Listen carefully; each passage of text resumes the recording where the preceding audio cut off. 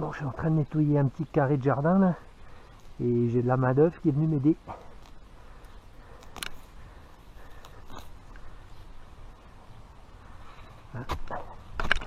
Dès que je bouge dans le verger, dès que je suis là, tout de suite elles sont avec moi. Alors là maintenant elles ont commencé à prendre leur marque, et puis on les entend beaucoup moins, elles bêlent beaucoup moins, elles mangent beaucoup plus d'herbe aussi. Comme ça, c'est super.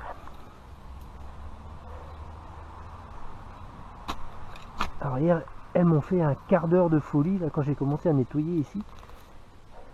Elles couraient dans tous les sens, elles piquaient des sprints et tout ça. C'était trop marrant de les voir. Alors je sais pas si elles vont recommencer aujourd'hui. On verra bien.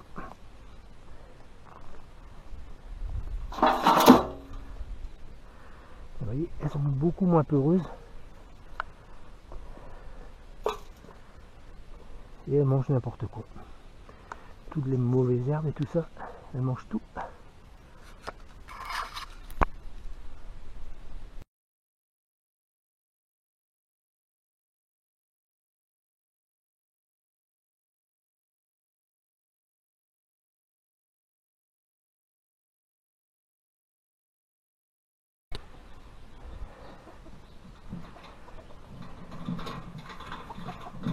Allez, c'est parti pour le petit quart d'heure de folie, je crois.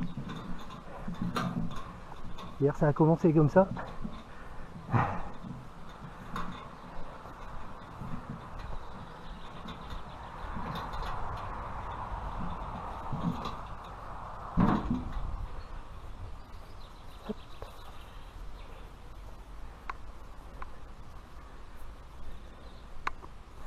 Elles sont curieuses, incroyable. Du coup, j'ai déclaré à l'EDE, c'est un organisme qui s'occupe de recenser les ovins, caprins, bovins, tout ça. Donc j'ai eu mon numéro d'éleveur et j'attends mes boucles. Donc à 6 mois, je leur mettrai leurs boucles. Et puis voilà, comme ça je serai en règle avec l'administration. Alors je sais pas si vous aussi vous êtes embêté par les tops, mais ça fait un mois que je piège. Je suis arrivé à 21 tops de prise et là j'en ai encore 2. C'est incroyable cette année.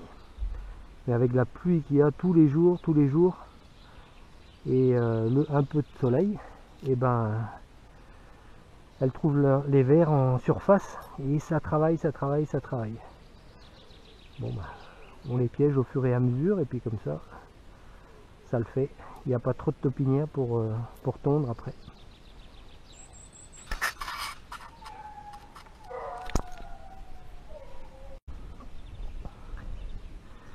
Là j'ai mes 2 poules rousses qui sont arrivées depuis une quinzaine de jours là, et les 2 pondent.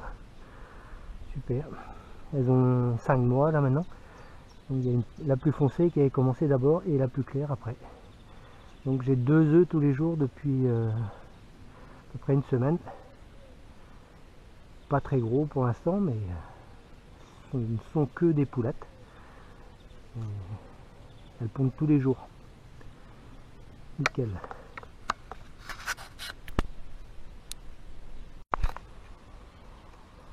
Alors dans la volière ici, la mue continue. Le coq, là, vous voyez la queue qui commence à pousser.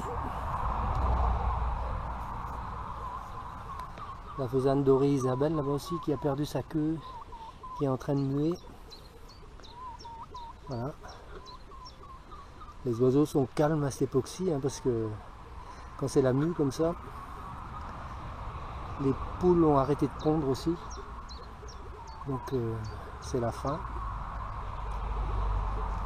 On va aller dans la petite volière là, pour voir les poussins pékins que je laisse sortir dans le verger maintenant. Ils commencent depuis hier.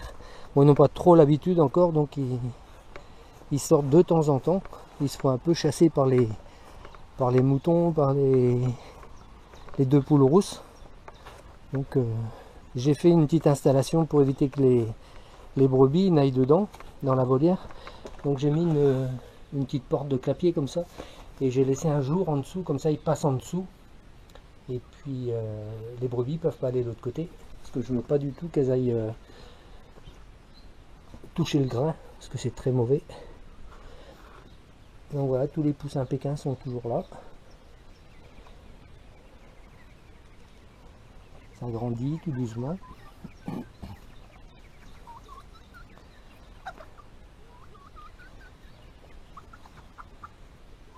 Regardez, ça commence à être beau là.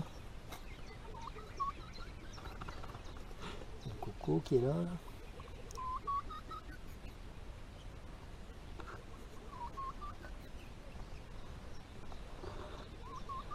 Voilà.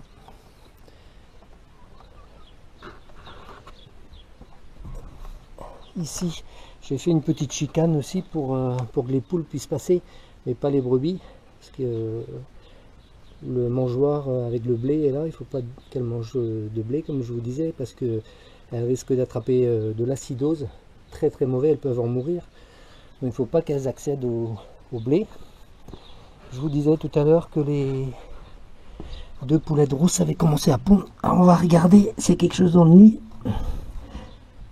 Ah ben oui, les œufs sont encore tièdes. Donc voilà, les 2 œufs. Désolé pour ma main, hein, j'étais au jardin, donc j'ai ma main pleine de terre. Voilà. Les chiens, tout le monde va bien. Il y a Go et Ous là-bas.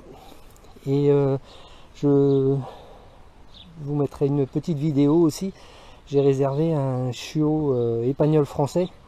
Donc ça ressemble un petit peu à Yago, ça ressemble un peu au setter, sauf que c'est blanc et marron, d'être blanc, noir ou tricolore. Il n'y a qu'une couleur, blanc et marron. Donc ils sont nés en début de semaine. Je vous mettrai une petite vidéo de la mère et des chiots. Et je vous tiendrai au courant régulièrement. Voilà, on va aller voir les petits faisans dans le garage.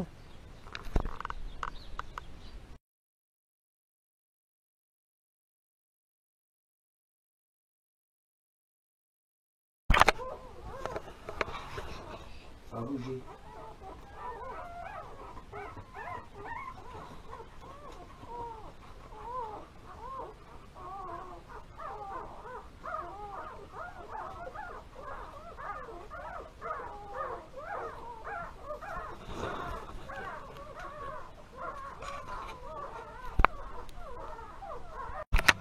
Donc voilà les petits faisans, et finalement je croyais qu'il y avait 3 communs et puis le reste en vénéré. Finalement non, il n'y a que 2 communs et tout le reste c'est des vénérés. Donc je les ai enlevés de l'aquarium et je les ai mis ici dans la petite poussinière, avec toujours la lampe chauffante, hein, bien sûr, parce qu'ils n'ont pas beaucoup de plumes encore. Et les vénérés là, ils sont assez peureux.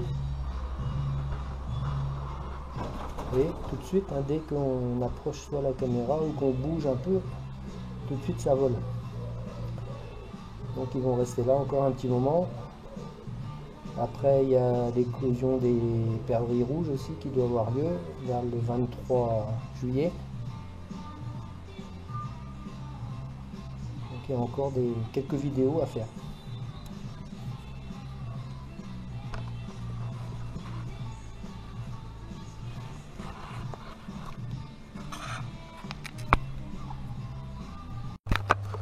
Alors après les petits faisans, on se retrouve à la couveuse. Donc vous voyez, les œufs n'ont pas bougé, hein, avec le petit bout de sopalin que j'ai mis dans les côtés là pour les coincer. Donc c'est resté nickel. La rotation se fait toutes les heures et rien ne bouge. Donc en température, je suis à 37,7 et 45-46 degrés d'humidité. J'ai pas ouvert la couveuse depuis que j'ai mis les œufs. Donc vers le 23, normalement ça devrait éclore. Voilà, on se retrouve dans mon petit coin potager. Alors dans le petit coin potager, les salades, ben, elles arrivent toutes en même temps, hein, comme tous les ans. Donc ça c'est les premières qui sont pas loin de commencer à monter. Donc si elles montent, ben, ça ira aux poules.